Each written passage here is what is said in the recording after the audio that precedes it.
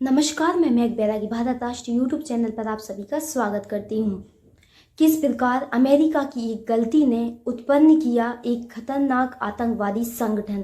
तो आज हम आपको बताएंगे नया आतंकवाद किस प्रकार से पुराने आतंकवाद से अलग है। जो नया आतंकवाद है वो किसी एक देश तक सीमित नहीं है, इसका प्रभाव कई देशों पर पड़ता है। जैसे अलकायदा और पुराना आतंकवाद सीमित था, पहले का आतंकवाद राष्ट्र के आधार पर होता था और यह नया आतंकवाद धर्म के आधार पर काम करता है, जैसे हिंदू, मुस्लिम, शिया, सुन्नी। यह बहुत भयावह होता है।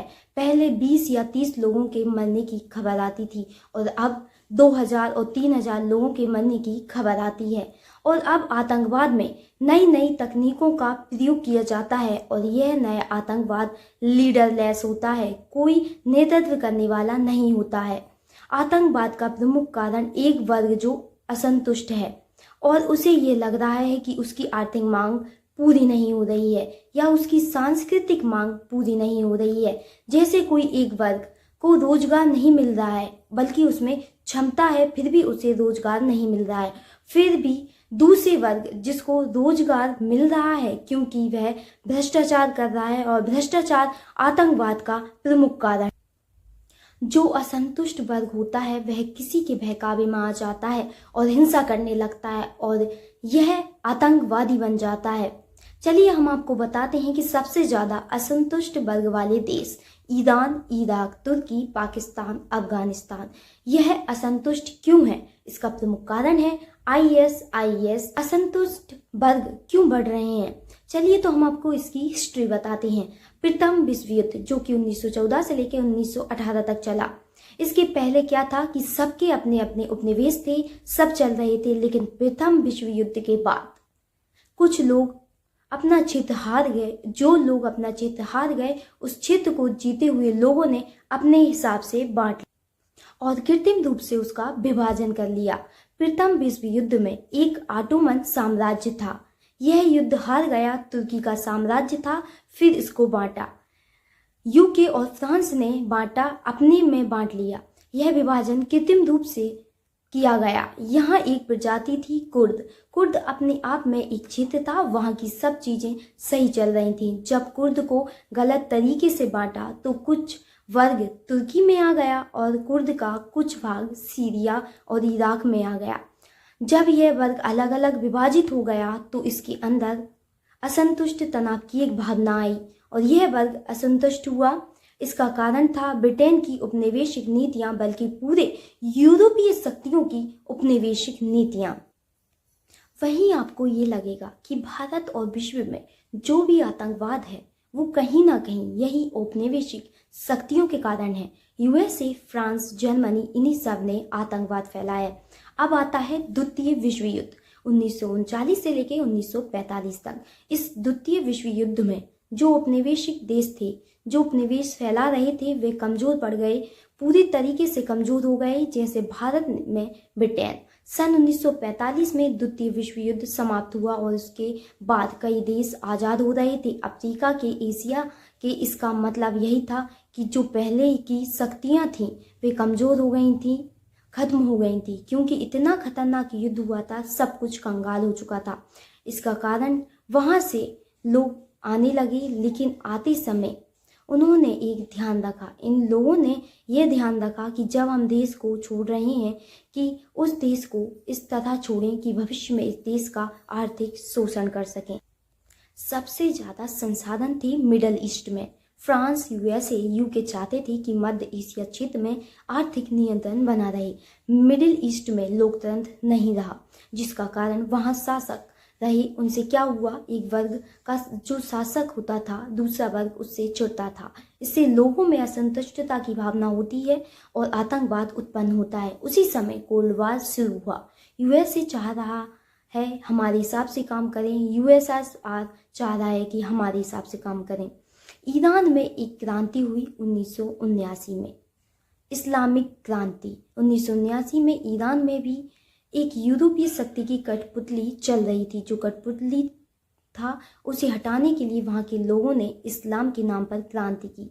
अयातुल्ला खमेनी उसके हेड थे। आयतुल्लाह के नेतृत्व में वहाँ पर एक क्रांति हुई, इस्लामिक क्रांति। यह बहुत ही बड़ी घटना थी, अर्थात इस्लाम में शिया नेता ने एक क्रांति की इस्लाम के नाम पर और कहा सब एक हो जाओ इस्लाम के लिए। इस तरह उसने इस्लामिक क्रांति की। यहाँ पर जो शासन प्रणाली चली आ रही थी उस शासन प्रणाली को उखाड़ दिया और फिर वहाँ एक नई व्यवस्था स्थापित की। तो यह 1979 की घटना थी। यूरोपीय शक्तियों को लगा कि ये हमारी कठपुतली हटा देंगे। उन्हें लगा कि मिडिल ईस्ट में उनकी अब शक्ति कमज़ोर हो जाएगी और उन्हें लगा कि अगर सारी क्षेत्र में क्रांति हो गई तो हमारी सारी कठपुतली हट जाएंगी और फिर जो नई सरकार बनेगी वो शायद हमारी ना सुने। और यूरोपीय शक्तियों के मन में ये डर था। अब इसके लिए यूएसए ने अपना दिमाग लगाया कि उस समय इराक के शासक थे सद्दाम हुसैन। सद्दाम हुसैन को कहा गया कि तुम ईरान पर हमला कर दो, इससे तुम्हें बहुत बड़ी ज़मीन मिल जाएगी और तुम व्यापार भी कर सकोगे। तो इस प्रकार सद्दाम हुसैन के मन में ये आया कि मुझे वैध रूप से राजा बनना है ताकि वहाँ की जनता मुझे बहुत माने, तो मुझे हमला कर देना चाहिए। तो इससे वहाँ राष्ट्रवाद की भावना होगी कि हमारे राजा ने हमला कर दिया। तो इस कारण उन्होंने ईरान में हमला कर दिया। यह हुआ कि ईरान इराक वॉर 1980 से 88 तक। इसका कारण है कि सद्दाम हुसैन अपनी वैधता को बढ़ा रहा है और इस आधार पर कि वह वहाँ की भूमि ले लेगा, इससे उनकी आर्थिक गतिविधियाँ बढ़ेंगी। और यूएसए सद्दाम हुसैन को सभी प्रकार के अस्त्र शस्त्र देता है और सद्दाम हुसैन ने लगातार ईरान पर 10 साल तक युद्ध किया और ईरान को पूरी तरह तबाह कर दिया। और यूरोपीय शक्ति सब इनको देखती रही, क्योंकि ईरान कमज़ोर हो जाएगा तो सभी यूरोपीय शक्ति को सही रहेगा। और फिर सद्दाम हुसैन ने 10 साल तक युद्ध करते समय कुवैत देश से बहुत सारा पैसा लिया। जब युद्ध समाप्त हुआ तो कुवैत ने सद्दाम हुसैन से अपना पैसा वापस मांगा, तो सद्दाम हुसैन ने कुवैत पर भी हमला कर दिया। यह 1990 से 91 तक चला। तो इसमें पूरा विश्व परेशान हो गया और अगर सऊदी अरब पर हमला कर दिया जाता तो यूएसए परेशान हो जाता, क्योंकि सऊदी अरब की अपनी कोई सेना नहीं है। उसका यूएसए से वांट है कि तुम हमेशा हमारी मदद करोगे। और इनकी दोस्ती का प्रमुख कारण यह है कि सऊदी अरब के माध्यम से यूएसए अपना नियंत्रण बनाए रखता है, साथ में यूएसए के माध्यम से सऊदी अरब अपनी ताकत बढ़ाए रखता है। और इसके बाद फिर 1979 से 1989 इसी समय जब ईरान इराक युद्ध हो रहा था, तभी एक नई घटना और हो रही थी। वो घटना यह थी कि उस समय कोल्ड वार चल रहा था। कोल्ड वार 2 तरह की विचारधाराओं का युद्ध था, लोकतंत्र और पूंजीवादी। लोकतंत्र का समर्थन यूएसए कर रहा था और साम्यवादी का समर्थन यूएसएसआर कर रहा था। अफगानिस्तान में भी यही था कि किसका होगा प्रभाव। अफगानिस्तान में कई लोग शासन कर रहे थे, छोटे छोटे कबीलाई के तौर पर, कोई एक मजबूत सरकार नहीं थी। साथ ही वहाँ पर इस्लामिक शासन व्यवस्था थी और जब यूएसएसआर का प्रभाव पड़ा तो वहाँ पर परिवर्तन होने लगे और वहाँ के लोगों ने एक दल बनाया। वो यूएसएसआर की विचारधारा से प्रभावित था। उस दल की शासन व्यवस्था भी स्थापित हो गई। वह शासन व्यवस्था धर्म पर आधारित नहीं थी और इसमें समाज सुधार किए और जो भूमि थी उनको गरीबों में बांटना चालू किया। वहाँ के जो अमीर लोग थे उनके मन में गुस्सा बढ़ा कि जो नई सरकार आई है वह उनकी ज़मीन छीन रही है। तो नई सरकार के प्रति उनमें तनाव बढ़ गया और वहाँ के लोगों में भी तनाव बढ़ रहा था और उन्हें लगा कि उन्हें ये धर्म से दूर कर रहे हैं, ये धर्म विरोधी है। इस तरह जो नई सरकार थी उसके खिलाफ विरोध होने लगा। तो इस सरकार ने कहा कि इसे यूएसएसआर से सहयोग लेना है। तो यूएसएसआर ने अफगानिस्तान में अपनी सेना भेज दी। जब यहाँ पर यूएसएसआर की सेना आ रही थी तो यूएसए को टेंशन हो गई कि वहाँ पर यूएसएसआर का कब्जा हो रहा है। तो यूएसए ने अफगानिस्तान के लोगों को भड़काना शुरू किया और कहा कि हम तुम्हें सब कुछ देंगे, पैसा बंदूक देंगे, बस तुम यूएसएसआर के खिलाफ युद्ध लड़ो और उन्हें निकालो। इसमें कई छोटे छोटे संगठन बने। उन संगठन में एक तालिबान संगठन था। इन संगठनों को खूब पैसा दिया, बंदूक दी। ऐसा हुआ कि सन 1989 में वहाँ के संगठनों ने यूएसएसआर को निकाल दिया। जैसे ही उनको भगाया तो ओसामा बिन लादेन हीरो बन गया। सऊदी अरब जब ओसामा बिन लादेन गए तो उसी समय इराक कुवैत युद्ध हो रहा था। तो सऊदी अरब कुवैत के पास में था। तो तो सऊदी अरब को डर लगा तो उसने यूएसए से सेना बुला ली। तो वो सेना सऊदी अरब पहुंची तो यह बात ओसामा बिन लादेन को बहुत ख़राब लगी। तो ओसामा बिन लादेन ने सऊदी अरब के राजा से कहा कि इतनी पवित्र जगह पर यह यूएसए की सेना क्या कर रही है, यह मक्का मदीना जैसी पवित्र जगह से यूएसए की सेना को हटाओ। तो सऊदी अरब के राजा ने ओसामा बिन लादेन को ही हटा दिया और सऊदी अरब से बाहर निकाल दिया। तो उनका यूएसए से गुस्सा जाहिर हो गया। वह अफ्रीका में जाकर बिजनेस करने लगा और वहाँ पर उसने अलकायदा बनाया। अलकायदा का उद्देश्य था अल्लाह के शब्दों का विस्तार। तो अच्छे अच्छे लोग इससे जुड़े और यह मजबूत होता गया और इसने यूएसए पर कई हमले किए और वह यूएसए से बदला लेना चाहता था। ओसामा बिन लादेन अफगानिस्तान में मुजाहिदीन थे, उन्हीं में से एक था। साथ में ओसामा अफगानिस्तान में तालिबानों से भी मिल गया। तालिबान ने अंत में 5 साल शासन किया। तालिबान और ओसामा दोस्त थे तो ओसामा को पूरा देश मिल गया अपना काम करने के लिए। तो वह अच्छे से अपनी आतंकवादी घटनाओं को चला सकता था क्योंकि पूरे देश में तालिबान का शासन था। तो इस तरह उसने अलकायदा को एक नया स्वरूप दिया और वहाँ से उसको एक आतंकवादी संगठन बनाया गया और उसी के तहत उसने 2001 में यूएसए में हमला कर दिया और पूरे विश्व को दहला दिया। और यूएसए सोचता था कि आतंकवाद का प्रभाव उस पर नहीं पड़ेगा।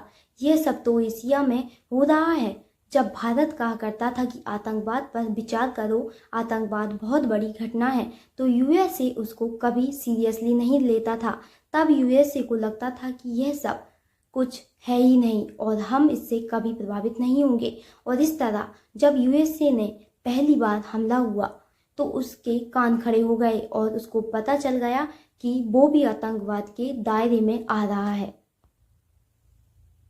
और उसमें 3000 लोग मारे गए। आतंकवादी हमले के तुरंत बाद आतंकवाद को एक खतरे के तौर पर माना और वहाँ के जो राष्ट्रपति थे उन्होंने ये स्पष्ट बोल दिया कि जो भी आतंकवाद के साथ है वो हमारा दुश्मन होगा। और उन्होंने इसी के तहत अफगानिस्तान में जो वहाँ की तालिबान सरकार थी उसने कहा कि ओसामा हमको सौंप दो। और जब ओसामा बिन लादेन को नहीं सौंपा तो उन्होंने अफगानिस्तान में हमला कर दिया और वह हमला अभी तक चल रहा है। और जहाँ भी हमला होगा वहाँ अस्थिरता आएगी और जहाँ अस्थिरता होगी वहाँ से आतंकवाद उठने लगता है।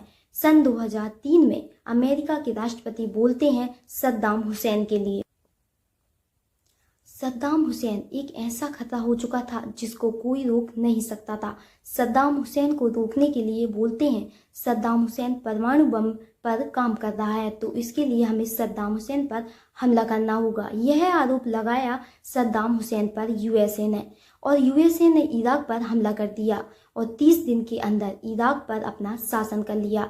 यह झूठे आरोप थे क्योंकि सद्दाम हुसैन के पास कोई ऐसे हथियार नहीं थे। शायद इस युद्ध का एक यह कारण हो सकता है कि सद्दाम हुसैन ने सारी तेल कंपनियों पर खुद नियंत्रण कर लिया था। स्वयं वह स्वतंत्र रूप से कार्य कर रहा था, किसी देश की उसे परवाह नहीं थी। इस कारण शायद यूएसए ने अपनी तेल की सुरक्षा के लिए हमला किया था। इराक में 3 क्षेत्र शामिल थे, कुर्द, सुन्नी और शिया। सद्दाम हुसैन जब प्रमुख बना, सद्दाम हुसैन एक सुन्नी था तो सद्दाम हुसैन ने कुर्द व शिया के ऊपर बहुत अत्याचार किए। सद्दाम हुसैन इनके ऊपर हवाई जहाज से रसायन छिड़वा देता था, ऐसे हजारों लोगों को मारता था और ये रसायन यूएसए के द्वारा ही दिए जाते थे। तो सद्दाम हुसैन को हटाने के लिए तो एक बहाना बनाया कि यह परमाणु बम बना रहा है, तो हटा तो दिया और हटाने के बाद अमेरिका ने कहा कि हम यहाँ पर एक नई सरकार बना रहे हैं और इस सरकार में जो प्रधानमंत्री होंगे वो होंगे शिया के। बाकी राष्ट्रपति और स्पीकर कुर्द व सुन्नी के होंगे, लेकिन सबसे ज़्यादा शक्ति प्रधानमंत्री के पास होगी। और जो नई सरकार बनी उन्होंने बदला लेना चाहा, सुन्नियों पर अत्याचार किया तो इससे सुन्नियों के मन में गुस्सा आया और सुन्नी के कई संगठन बने जो सुन्नियों के लिए काम करना चाह रहे थे।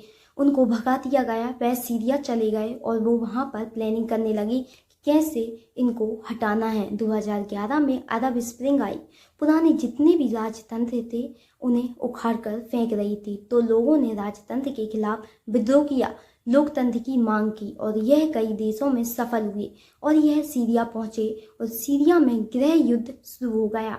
कई गृह युद्ध होता है तो अस्थिरता आती है, वहाँ पर जो सुन्नी संगठन पहुँचा तो वो बन गया ISIS। यह एक आतंकवादी संगठन बना। यह धर्म के नाम पर अपना विस्तार करने लगा। इसने कहा कि हम एक शरीयत के अनुसार चलने वाला देश बनाएंगे।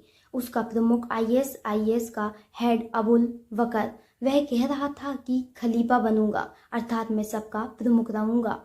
इससे ISIS बहुत मजबूत बनता गया और इराक पर कई जगह कब्जा हो गया, सीरिया में कई जगह कब्जा हो गया।